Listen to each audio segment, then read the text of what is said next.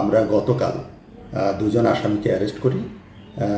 একজন হচ্ছেন সিজান আর একজন মুরাদ, এবং তাদের জিজ্ঞাসাবাদ করে আমরা জানতে পারি যে আমাদের অপহৃত মিলন তাকে তারা হত্যা করে আমাদের 1 নম্বর আসামি যে আছেন সিজান, তার বাড়ির পিছনে অব্যবহৃত যে টয়লেটের সেপটিক ট্যাঙ্কি ছিল তার মাঝে তাকে পুঁতে রাখে, এবং আমাদের টিম রাতের বেলা যে তাকে সেই লাশটি উদ্ধার করে এবং পরিবার কর্তৃক অর্থাৎ আসামি পরিবার কর্তৃক লাশ শনাক্তকরণ করা হয়।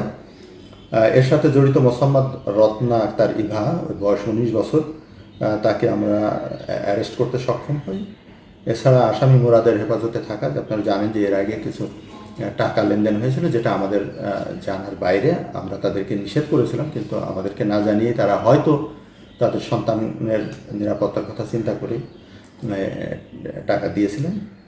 সেই টাকা থেকে 4,87,000 টাকা আমরা রিকভার করতে সক্ষম হই।